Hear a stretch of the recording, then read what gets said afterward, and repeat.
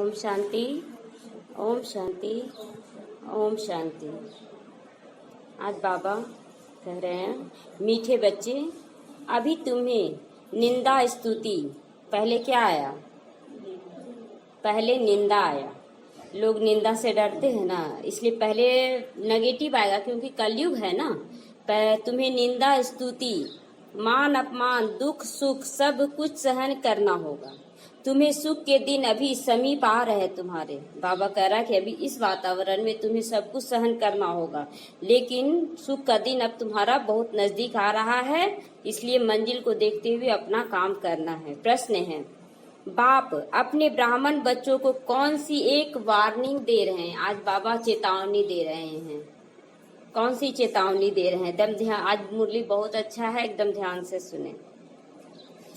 तो आज बाबा सभी बच्चों को एक सावधानी या वार्निंग कहे, जो भी कहे, बाबा कहता वार्निंग दे रहे हैं। उत्तर है, बच्चे कभी भी बाप से रूठना नहीं। कुछ भी हो जाए, कितना भी बड़ा परिस्थिति आ जाए, लेकिन रूठना नहीं, क्योंकि आने वाला समय में वो परिस्थितियां बढ़ेंगी। बच्चे कभी बाप से रूठना नहीं। अगर बाप से रूठ जाएंगे तो सदगति से भी रूठ जाएंगे, सतयुग में आने का जो चांस है वो भी खो देंगे। बाप वार्निंग दे रहे हैं, रूठने वालों को बड़ी कड़ी सजा मिलेगी। लास्ट में जो बाप से रूठ जाएंगे ना, वो उन लोगों को बहुत कड़ा सजा है। आपस में या ब्राह्मणी से भी रूठे तो फूल बनते बनते कांटा बन जाएंगे। निमित्त आत्माओं से भी अगर रूठ गए, या तो यहाँ पर जितने ब्राह्मण बच्चे वो ऐसा कर रहा, किसी से भी किसी को रूठना नहीं है।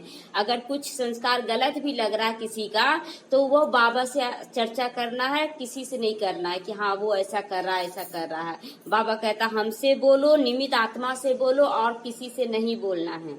तो एक बाबा से नहीं रूठना, एक ब्राह्मणी से नहीं रूठना है, नहीं तो फूल बनते बनते कांटा बन जाएंगे, उसके अंदर तो नेगेटिव प्रवेश कर जाएगा। तो इसीलिए बहुत बहुत खबरदार कर रहे। आज कितनी आत्माएं, वही काम हुआ ना कि बाबा से रूठ गया, बाबा के बच्चों से कुछ नेगेटिव मिला, बाबा से रूठ गया तो किसके पैर पे? अपना ही पैर पे कुल्हाड़ी मारा, दूसरे का क्या खेला।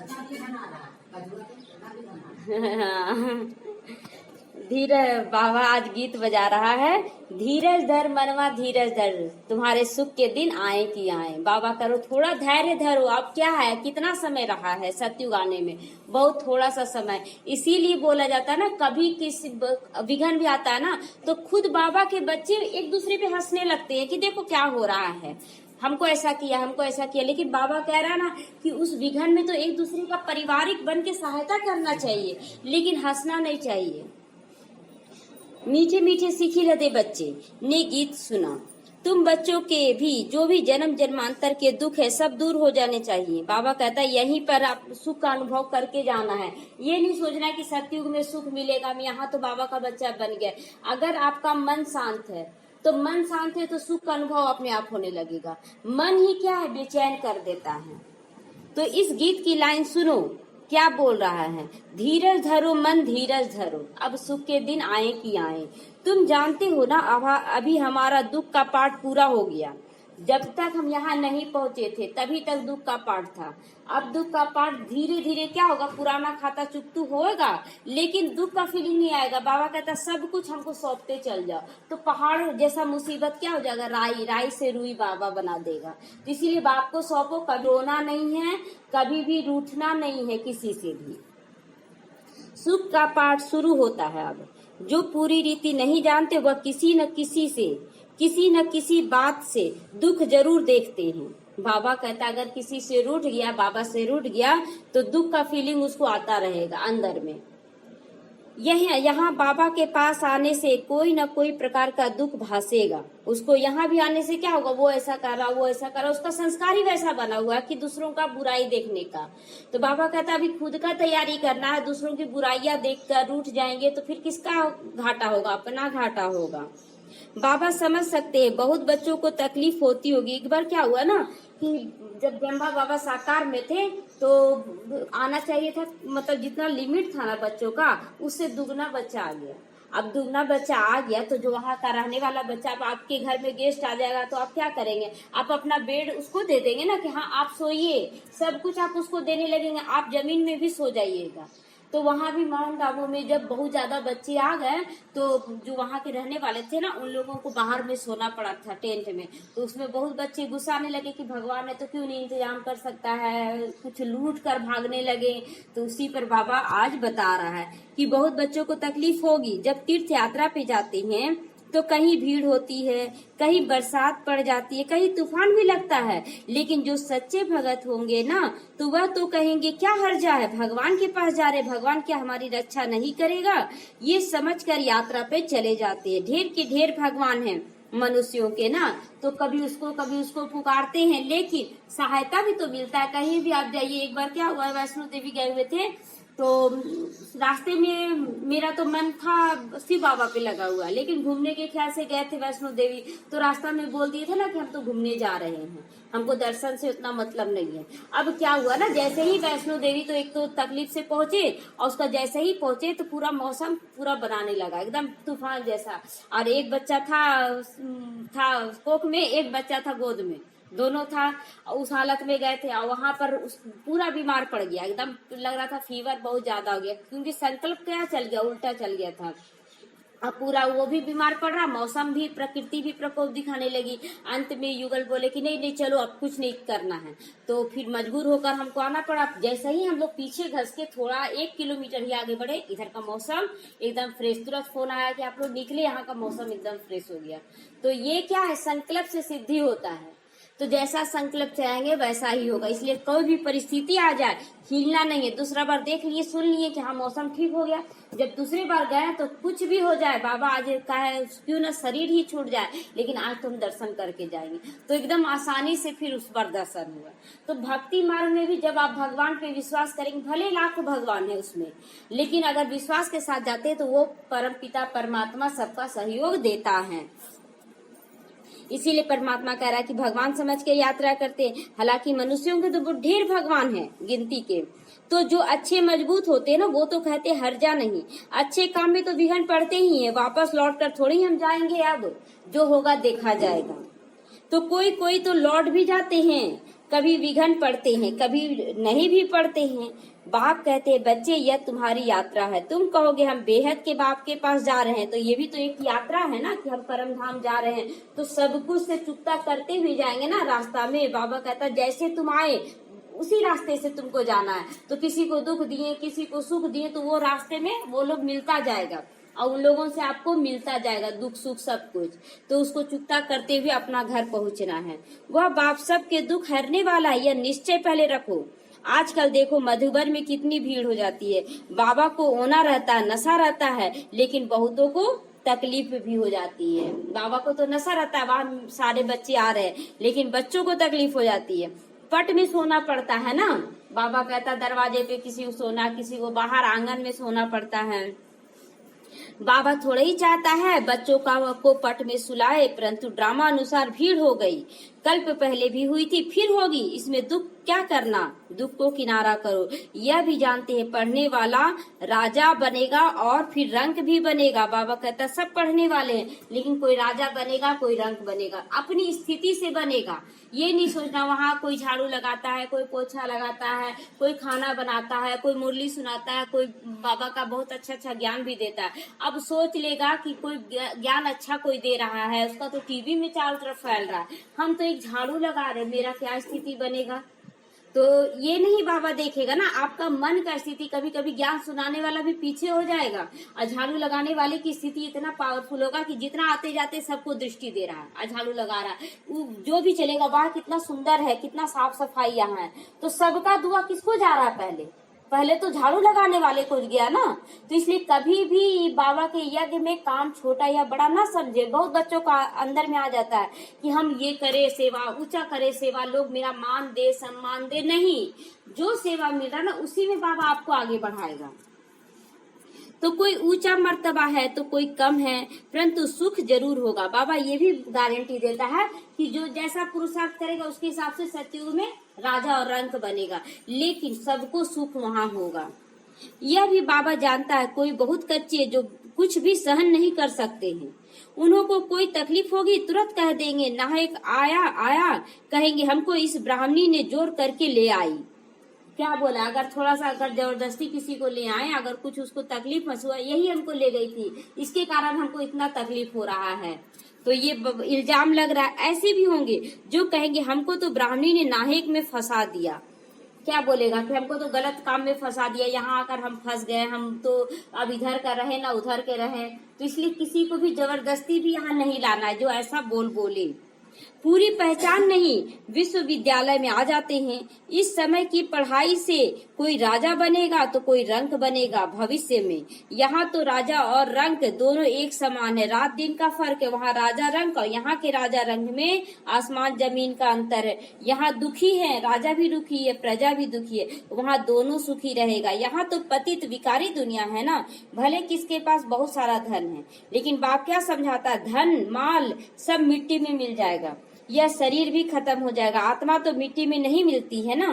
कितने बड़े बड़े साहूकार है, बिड़ला है जैसे, परंतु उनका क्या पता कि अब पुरानी दुनिया बदल रही है। अभी क्या है, बहुत धनवान व्यक्ति भी बैठे हुए हैं, सोच रहे मेरे लिए तो स्वर्ग है, लेकिन उनको क्या पता है कि उनका सब कुछ अब खत्म होने वाला, कुछ समय का बात है। आज देखिए कि जिसका धन था वो भी अगर सेवा में भी दे रहा है, जो मंदिर मस्जिद जो भी बड़ा बड़ा साहूकार, तो धन निकल ही ना रहा धीरे धीरे। फिर लड़ाई लग जाएगा, उसमें सरकार को सब मदद करेगा, कोई मदद करेगा, कोई जबरदस्ती सरकार ले लेगा, किसी का प्रकृति छीन लेगा। कहते हैं यहाँ भगवान आया हुआ, फिर जाएंगे कहाँ, लौट कर यहीं आएंगे। बाबा कहता है कि सारा बच्चा जो लौट कर गया है ना, सब फिर आएगा, इसलिए चिंता मत करो। जिसको जाना जाए, ये भी नहीं सोचना है कि क्या होगा, बदनामी ना हो जाए, नहीं। शुरुआत से तो वही काम हुआ, तभी तो बाबा मुरली चलाए कि बहुत बच्चे लौटकर रूठ कर चले जाते थे। इसलिए कभी भी मन में ये संकल्प न चलाए उसके जाने से यहाँ का परिवार बदनाम होगा, यहाँ का संस्था बदनाम होगा। संस्थान नहीं है, ये परिवार है। तो कभी भी ऐसा संकल्प नहीं चलाना, सिवाय बाप के कोई सदगति मिल न सके। सबका अपना अपना ड्रामा में नूंधा हुआ पार्ट। अगर कोई रूठ गया तो कहेंगे सदगति से वो अपना रूठा, वो हमसे थोड़ी रूठा या बाबा से थोड़ी रूठा, वो अपना ही सदगति से रूठ गया है। ऐसे बहुत है जो रूठते रहेंगे, वो गिरते ही रहेंगे, बार बार उठेंगे, बार बार चढ़ेंगे, और अपनी स्थिति से अगर सेवा करेंगे तो उसी को लोग क्या बोलेगा कि आप ऐसा बोले और आज आपका ही स्थिति ऐसा हो गया, तो वो अपनी नजरों से क्या हो रहा, गिर रहा है कि हम क्या कर रहे हैं।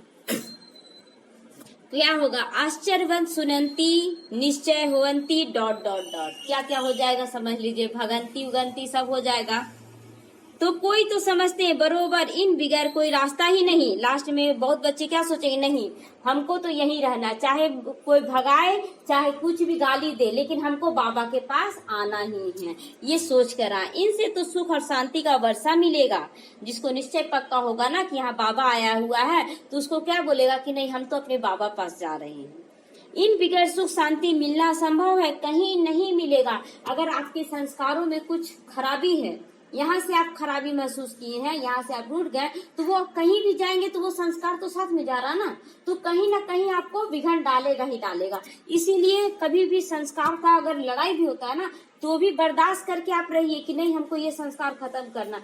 दूसरों की स्थिति हमको डिस्टर्ब कर देगा, ये हम गुलाम है क्या उसका, मेरा चाबी उसके हाथ में है क्या, मेरा मन का चाबी, कि वो चाबी घुमाया हम रूठ गए, वो चाबी घुमाया हम मान गए, तो ये क्या हुआ, हम गुलाम बन गए ना। गुलाम नहीं बनना है, हम निश्चय बुद्धि करके जाएं, हम करें। जब धन बहुत हो तब तो सुख मिले, धन में ही सुख होता है ना, वहाँ तो आत्माएं शांति में बैठ जाती। बाबा कहता है जो मूल वतन में मुक्ति में जाएंगी वो तो केवल शांति में बैठ जाएगी। कोई कहे हमारा पाठ नहीं होता है तो सदैव हम वहाँ रहते, परंतु ऐसे कहने से थोड़ा ही होगा। लेकिन बहुत बच्चे जैसे बहुत ज्यादा तकलीफ में आते हैं ना, ज्ञान नहीं जानते हैं, तो क्या बोलते हैं, काश हम हमेशा के लिए परम धाम में रह जाते, कोई खेल ही नहीं खेलते। लेकिन ऐसा नहीं होता, एक जन्म भी आपको उतरना होगा और एक ही जन्म में आपको सतयुग त्रेता द्वापर कलयुग चारों युग झेलना होगा। जन्म लिए आपको सतयुग का पालना मिला, थोड़ा बड़ा हुए त्रेता का पालना मिलेगा, कम सुख हो जाएगा, जवान हुए द्वापर का पालना मिलेगा, दुख आने लगेगा, बुढ़ापा आते आते पूरा कलयुग का पालना मिलेगा। तो मिलना तो है ही दुख, लास्ट में दुख मिलेगा ही, तो क्यों ना हम पूरा सतयुग का पुरुषार्थ कर लें। क्यों हम त्रेता का भी करें। इसलिए पूरा पक्का निश्चय करके यहाँ बैठना है। बच्चों को समझाया गया यह बना बनाया खेल है। बहुत है जो किसी न किसी संशय में आकर बाबा को छोड़ देते हैं। ब्राह्मणी से भी रूठ जाते हैं, बाबा से भी रूठ जाते हैं, ब्राह्मणी से भी रूठ जाते हैं, आपस में रूठ कर पढ़ाई भी छोड़ देते हैं। अभी तुम यहाँ फूल बनने के लिए आए हो। कल ही बाबा से बोले थे कि बाबा अब आप ही समझो, जो करना आप समझो। आज देखिए मुरली भी चल रहा है ऐसा ना कि सबको सीख मिल रहा है पूरा कि क्या करना है। कल ही बोल रहे थे कि हमको कुछ नहीं करना है बाबा, सारे बच्चों का अपना अपना पुरुषार्थ, अगर नहीं कर रहे जो ज्ञान आप हमको दिए वही हम सबको बता रहे, बाकी हम अपने अनुसार तो बता नहीं रहे हैं। बाकी करना ना करना, रूठना मनाना ये अब हमसे नहीं होगा, आपका बच्चा आप समझिए। तो आज बाबा पूरा मुरली ही उसी पर चलाए कि आज के बाद कोई रूठे नहीं किसी से भी। अभी तुम यहाँ फूल बनने के लिए आए हो, महसूस करते हो ना बरोबर हम कांटों से फूल बन रहे हैं। फूल जरूर बनना है। कोई को संशय है फलाना यह करते हैं, यह ऐसे हैं, इसीलिए हम नहीं आएंगे। लोग बहाना मारता है ना कि यहाँ तो ऐसे बोल देता है, वो ऐसे कर देता, हम नहीं आएंगे, हम कहीं और चल जाएंगे, लेकिन यहाँ नहीं आएंगे। सारा जवाब आज बाबा दे रहा है। बस रूठ कर जाएंगे और घर में बैठ जाते। बाप कहते हैं सबसे भल रूठ जाओ, लेकिन एक बाप से कभी मत रूठना। बाबा कहता सबसे रूठ जाओ। अगर कुछ परिस्थिति भी आया ना तो उसका फल तुमको आने वाला समय में मिलेगा कि देखो ये परिस्थिति तुमको आगे बढ़ाने के लिए आया है। इसलिए रूठना नहीं, ये संकल्प चलाना कि जरूर बाबा मेरा कल्याण करने वाला है इस परिस्थिति के द्वारा। तो सजाएं बहुत कड़ी हैं। बाबा वार्निंग दे रहा है कि अगर अभी लास्ट समय चल रहा है तो सजा बहुत खाना पड़ेगा। बहुत बच्चों का ऐसा कहानी आया ना जो रूठ कर चले गए थे बाबा के समय भी, तो बहुत बच्चे इतना झेले। लास्ट में वो जब आत्मा शरीर छोड़ी तब बाबा के पास सूक्ष्म तन में पहुंची या बाबा को बोली हम क्या कर बैठे बाबा, बहुत गलत की, हम आपको छोड़ दिए। तो फिर बाबा से बोला कि हम तो यहाँ करोड़पति थे, अब फिर से हम बनेंगे। तो बोले नहीं, तुम्हारा पार्ट यहाँ करोड़पति था, लेकिन तुम तो सब कुछ विकारी दुनिया में लगाते गया, इसलिए तुम अब रोडपति बन गए हो। तो फिर बोला कि कुछ नहीं पुण्य कमाए। तो नहीं, तुम्हारी पत्नी तुमसे बिना पूछे तुम्हारी कमाई का धन इस यज्ञ में समर्पित की, इसीलिए तुमको कुछ देर के लिए सुख मिलेगा। बाकी तुम्हारा पाठ है वहां जाकर, अगर तुम यहाँ से संस्कार ले जाते हो कि हमको अब उसमें ज्ञान में आना है तो तुम फिर से ज्ञान में आओगे। तो लास्ट में कोई बच्चे आते हैं ना ज्ञान में, तो वो ज्ञान तो ले चुके हैं, लेकिन बीच का पाठ है तो वो दुख झेलेंगे और उसके बाद वही आत्मा फिर लास्ट फास्ट हो सकती है, क्योंकि ज्ञान तो ले चुके हैं ना, संस्कार आ चुका है। गर्भ में भी जो सजाएं मिलती है ना वो सब साक्षात्कार बाबा करवाएगा। गर्भ में भी बहुत आत्मा जो शरीर छोड़ रही है ज्ञान वाली आत्मा ना, तो वो भी गर्भ में जेल में जाएगी। बिगड़ साक्षात्कार के किसी को अब सजा नहीं मिलेगा। लास्ट में सबको पूछेगा कि भगवान हम क्या किए, सब पूछेगा। भगवान बोला बिना साक्षात्कार के हम सजा नहीं देंगे लास्ट में।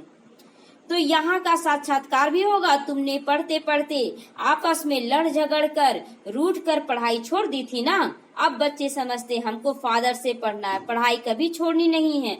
तुम यहाँ पढ़ते हो मनुष्य से देवता बनने, ऐसे ऊंचे से ऊंचा बाप के पास तुम मिलने आते हो। कभी जास्ती आ जाते हैं, ड्रामा अनुसार कुछ तकलीफ भी हो पड़ती है। बाबा कहता है कभी कभी ज्यादा बच्चे भी आ जाएंगे, अगर वहाँ यहाँ तकलीफ भी होता है, कुछ ज्यादा काम हो गया या तो बहुत ज्यादा जगह कम भी पड़ रहा, तो एडजस्ट करना, क्या सोचना मैं एक आत्मा हूँ और एडजस्ट करके उनको बैठाना है। लेकिन तकलीफ देने की बात नहीं है कि बाबा रूम छोटा है कैसे बैठेंगे, ये सब नहीं मन में संकल्प चलाना। बाबा को लगेगा तो आज मधुबन कितना बड़ा बन गया, पहले एक छोटा सा कमरा था, आज देखिए मधुबन कितना बन गया। आज वहाँ के बच्चे खाली खाली एक एक रूम में रह रहे हैं, आज ऐसा हो गया है।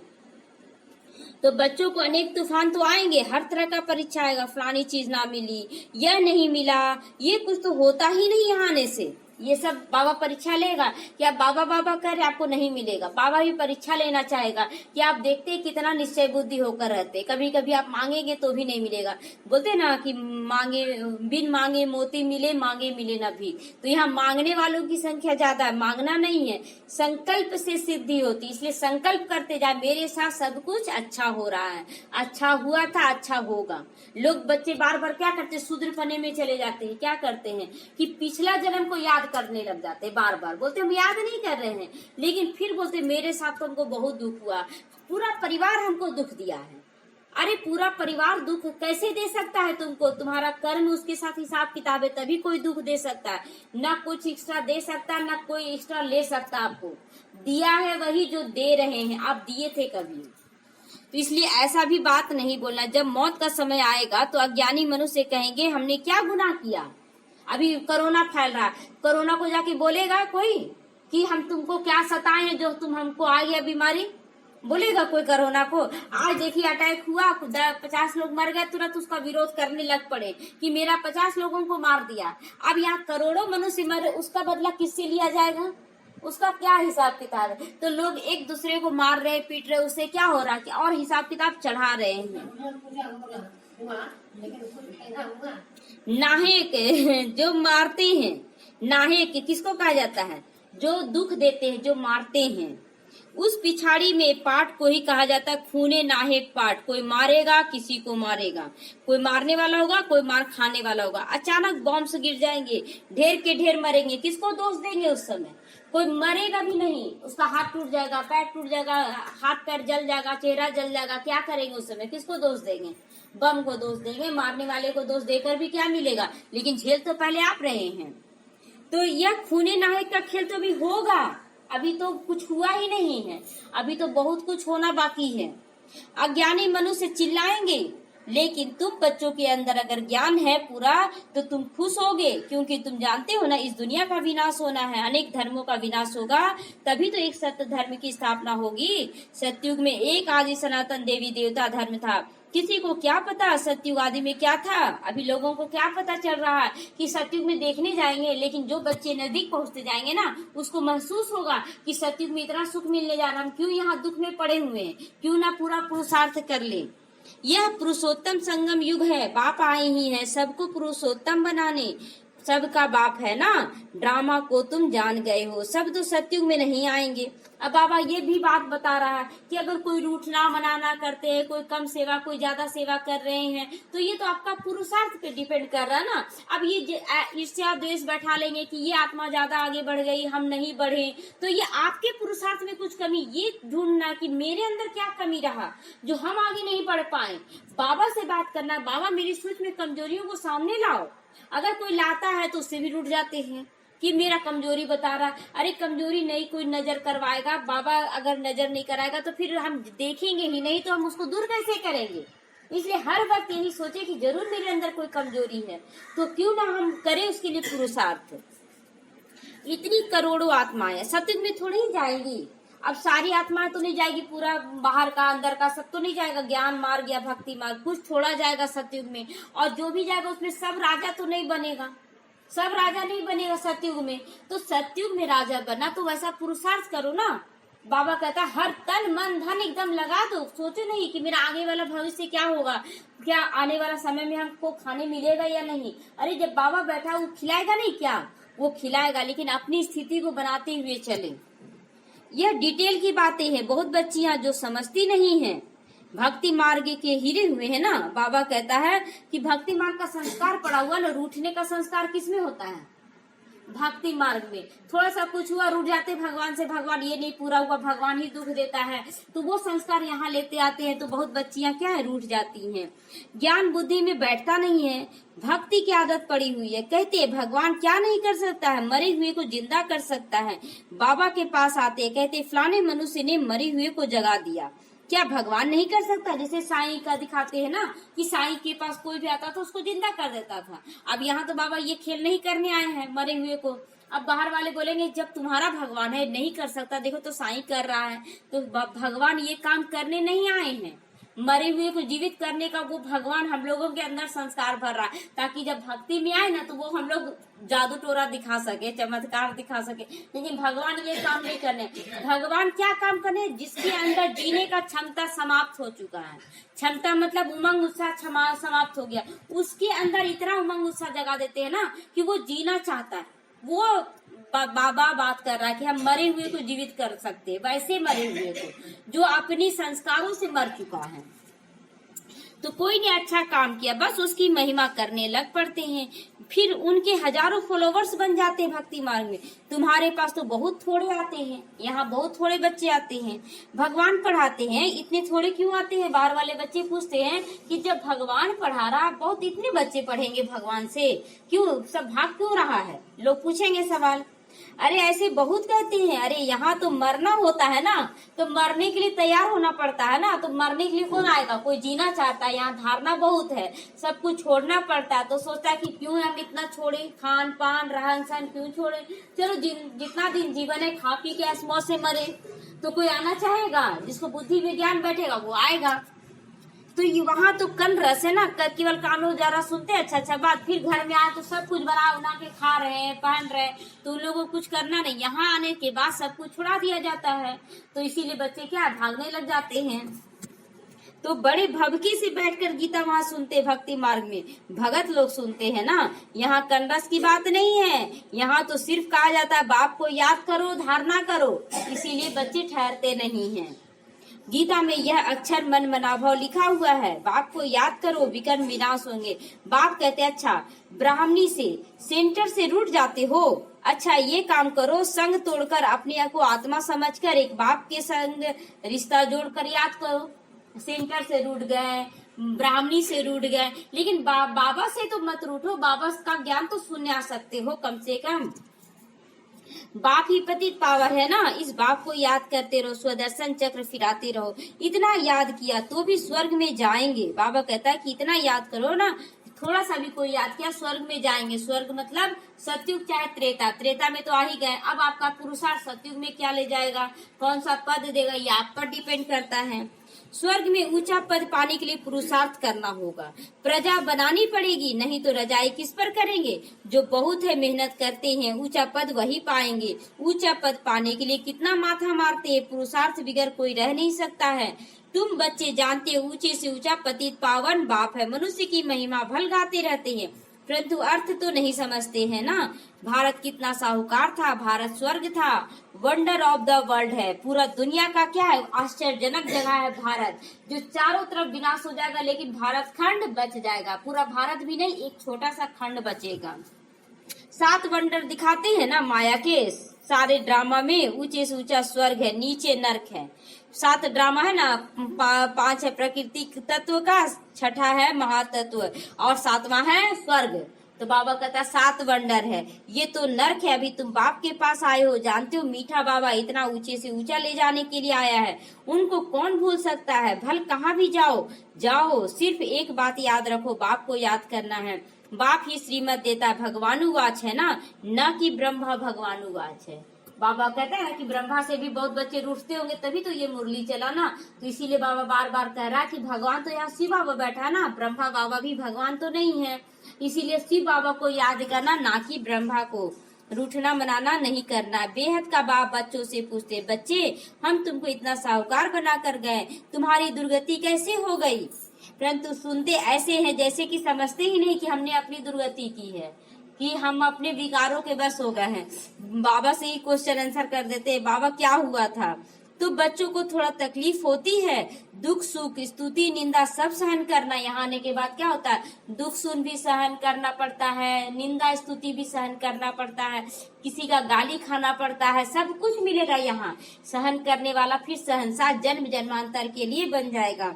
यहाँ के मनुष्य देखो कैसे हैं, प्राइम मिनिस्टर को भी पत्थर मारने से देरी नहीं करते हैं। आज प्राइम मिनिस्टर भी अच्छा काम कर रहा है, लेकिन आज पत्थर मार रहा ना, सब गाली दे ही रहा है, सब कर रहा है।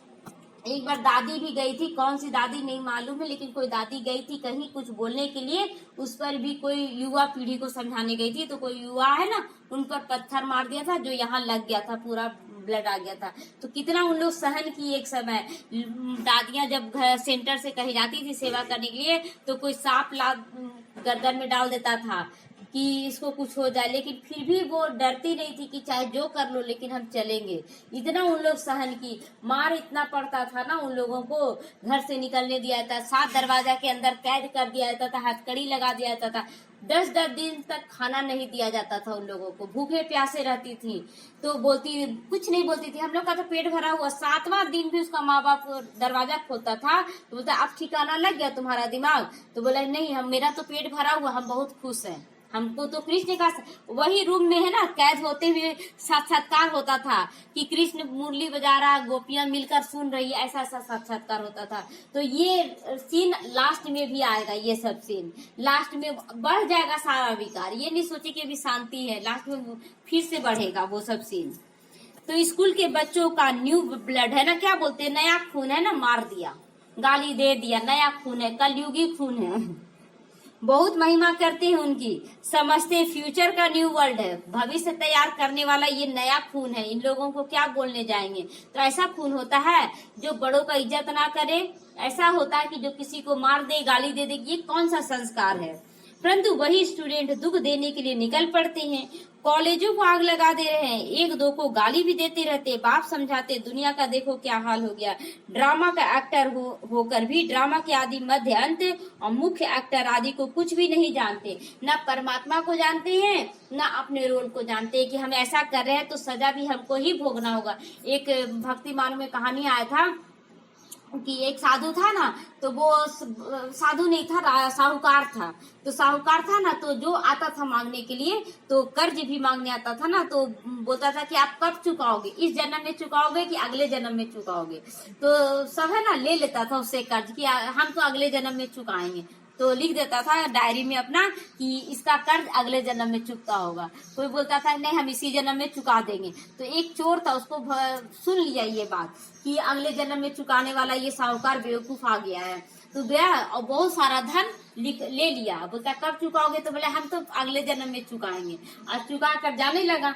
तो जैसे ले लिया धन, फिर दूसरा दिन पहुंचा। दूसरा दिन क्या हुआ ना कि वहाँ 2 भैंस था। ये भक्ति मार्ग का कहानी है, ये ऐसे ही सुनाया जा रहा। तो 2 भैंस था, वो दोनों आपस में रात में बात कर रहा था कि पिछला जन्म में हम इस साहूकार से बहुत ज्यादा कर्ज लेकर गए थे, आज हम लोग इसको दूध दे देकर हम चुकता करने आए, भैंस का रूप लेकर आए हैं। तो वो चोर जो था ना, वो सुन लिया कि भैंस के रूप में इसको चुकता करना पड़ रहा। दूसरा दिन सारा धन लाया, हमको दूसरा जन्म में नहीं चुकता करना है और ना ही हमको कर्ज लेना, सब कुछ इसी जन्म में चुकता करना है। तो सब दे कर गया। तो ये भक्ति मार्ग का कहानी, ऐसे भैंस में हम लोग का जन्म नहीं होगा, हम लोग तो मनुष्य में ही जन्म लेंगे। तो बड़े से बड़ा कौन है, इसको पहचानो, उनकी बायोग्राफी को जाननी चाहिए। कुछ भी नहीं जानते। ब्रह्मा विष्णु शंकर का भी क्या पाठ है, धर्म स्थापकों का क्या पाठ है। धर्म स्थापक क्या है? धर्म का स्थापना जरूर करते हैं, अपने अपने धर्म का विनाश नहीं करते हैं। तो मनुष्य तो अंधश्रद्धा में आकर सबको पृष्ठर कह देते हैं कि हाँ यही मेरा भगवान है।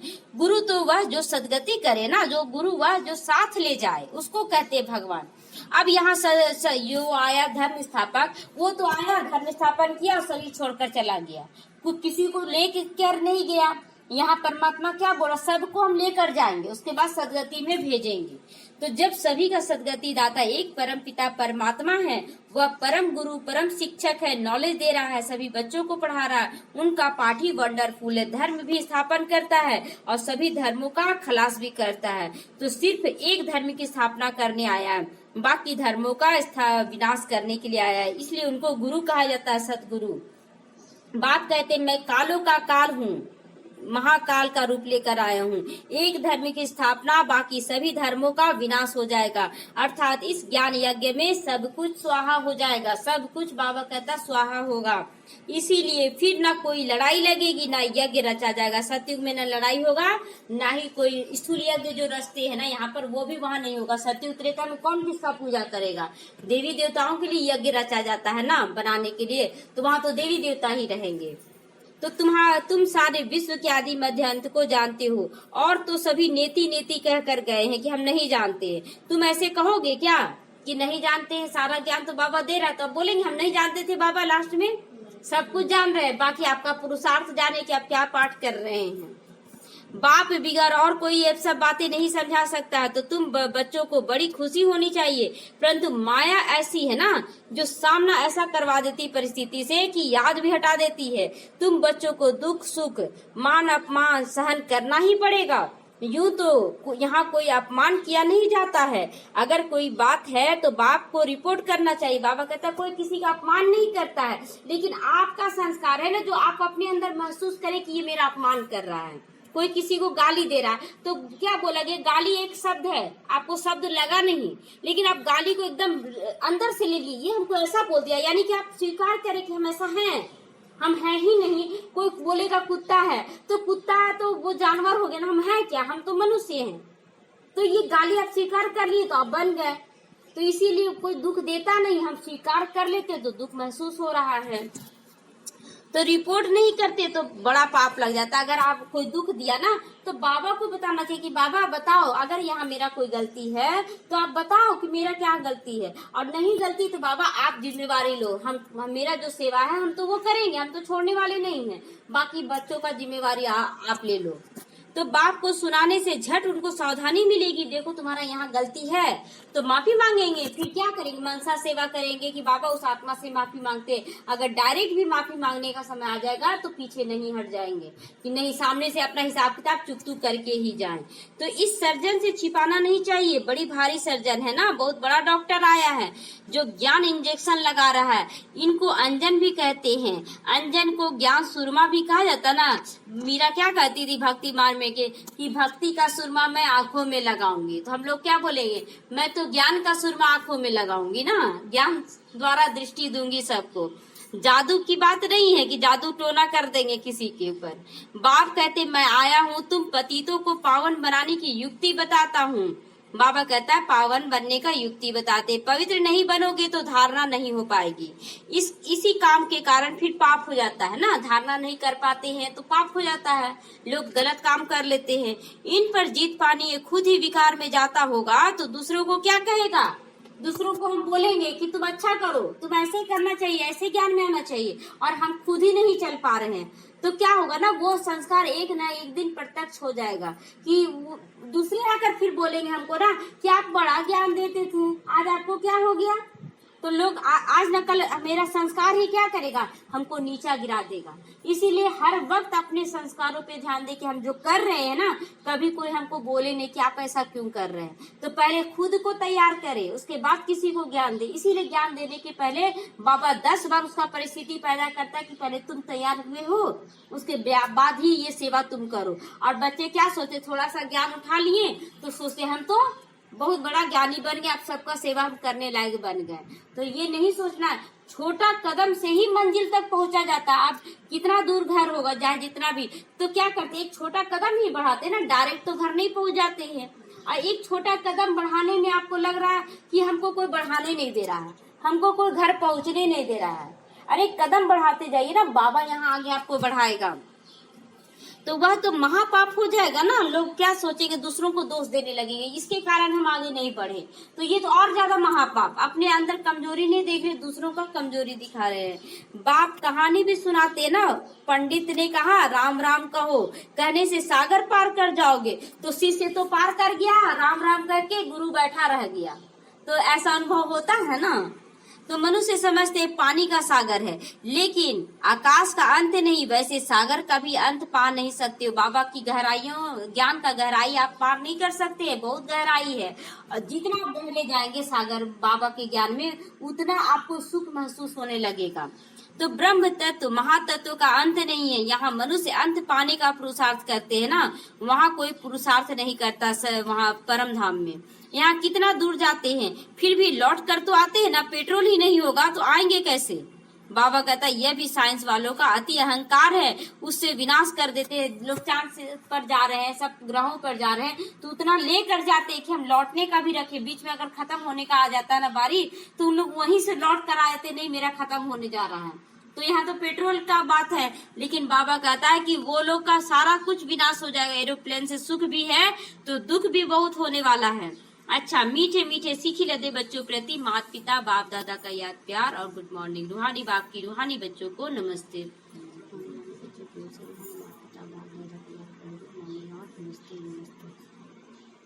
आज धारणा के लिए मुख्य सार है, किसी भी कारण से पढ़ाई नहीं छोड़नी है। सजाएं बहुत कड़ी हैं आने वाला समय में, इसलिए उनसे बचने के लिए सब संग छोड़ दो बाहर का, लेकिन बाप का संग कभी नहीं छोड़ना।